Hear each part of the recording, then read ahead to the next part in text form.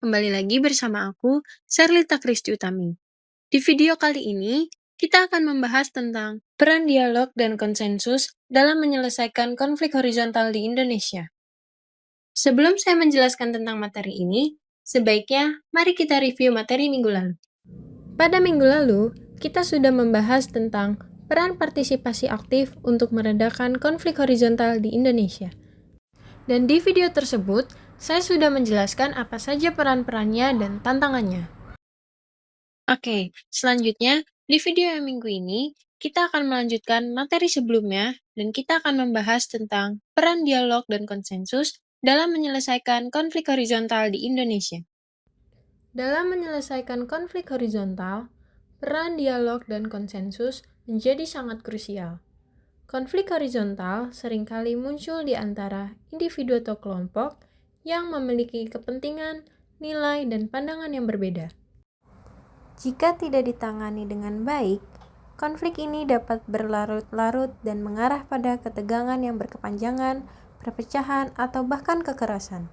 Oleh karena itu, memahami secara mendalam mengenai proses dialog dan konsensus sangat penting dalam upaya resolusi konflik yang efektif. Dialog sebagai proses komunikasi memiliki tujuan untuk menciptakan pemahaman dan menemukan solusi atas perbedaan yang ada. Dalam konteks konflik, dialog tidak hanya merupakan pertukaran pendapat, tetapi juga proses mendalam yang mengharuskan semua pihak untuk mendengarkan dan menghargai perspektif masing-masing. Dialog yang efektif memerlukan keterbukaan, kejujuran, dan kemauan untuk mendengarkan. Proses ini melibatkan mendengarkan dengan empati, di mana pihak-pihak yang berkonflik dapat memahami alasan dan konteks dari sudut pandang satu sama lain. Suasana yang kondusif merupakan faktor penentu dalam keberhasilan dialog. Semua pihak harus merasa aman untuk menyampaikan pandangan mereka tanpa takut akan konsekuensi negatif.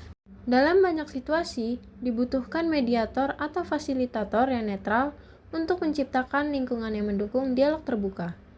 Mediator berfungsi untuk menjaga alur diskusi, meredakan emosi yang mungkin muncul, dan memastikan bahwa semua suara didengar. Mediator juga dapat memberikan struktur pada diskusi, menetapkan aturan main, dan membagi waktu secara adil agar tidak ada pihak yang mendominasi percakapan. Ketika dialog berlangsung, penting bagi setiap pihak untuk tidak hanya fokus pada argumen dan posisi mereka, tetapi juga pada kebutuhan dan kepentingan yang mendasari posisi tersebut. Ini seringkali memengaruhi pada pengungkapan perasaan yang lebih dalam, seperti ketakutan, kehilangan, atau harapan yang seringkali tidak diungkapkan dalam diskusi yang lebih permukaan. Dengan memahami kebutuhan emosional dan psikologis satu sama lain, pihak-pihak yang berkonflik dapat menemukan area-area kesamaan yang sangat penting dalam membangun jembatan menuju konsensus. Setelah dialog yang produktif, proses menuju konsensus dimulai. Konsensus bukanlah sekedar kompromi, melainkan pencarian solusi yang dapat diterima oleh semua pihak, di mana kepentingan bersama diutamakan. Dalam konteks ini, penting untuk diingat bahwa tidak semua pihak akan mendapatkan semua yang mereka inginkan.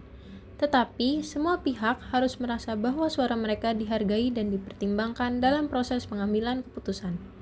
Konsensus mengharuskan adanya keterbukaan dan ketersediaan untuk bernegosiasi. Pihak-pihak yang terlibat harus mampu mengedepankan kepentingan kolektif di atas kepentingan pribadi. Mencapai konsensus memerlukan ketersediaan untuk berkompromi, tetapi juga inovasi dalam berpikir. Dalam proses ini, pihak-pihak yang terlibat seringkali harus mengeksplorasi alternatif yang mungkin tidak pernah dipertimbangkan sebelumnya. Solusi yang dihasilkan untuk konsensus dapat mencerminkan kebutuhan seluruh pihak karena mereka dilibatkan secara aktif dalam proses pengambilan keputusan. Hal ini juga menciptakan rasa memiliki dan tanggung jawab kolektif terhadap hasil yang dicapai, yang sangat penting untuk menjaga perdamaian dan stabilitas di masa depan. Ketika setiap pihak merasa bahwa mereka berkontribusi pada solusi, mereka lebih cenderung untuk menghormati dan menjalankan kesepakatan tersebut.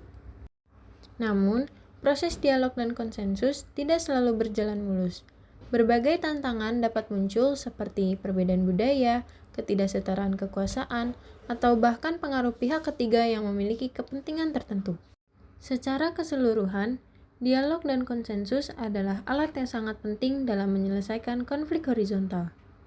Proses ini tidak hanya membantu dalam mencari solusi praktis, tetapi juga dalam membangun hubungan yang lebih baik dan saling menghormati di antara individu atau kelompok yang terlibat. Melalui dialog yang terbuka dan kemauan untuk mencapai konsensus, konflik dapat dikelola dengan cara yang konstruktif, memungkinkan setiap pihak untuk berkontribusi pada masa depan yang lebih damai dan harmonis. Dengan demikian, keterampilan dalam dialog dan konsensus menjadi sangat krusial, bukan hanya bagi individu yang terlibat konflik, tetapi juga bagi masyarakat secara keseluruhan. Sekian dulu penjelasan dari saya, dan jangan lupa tonton video penjelasan minggu depan. Terima kasih.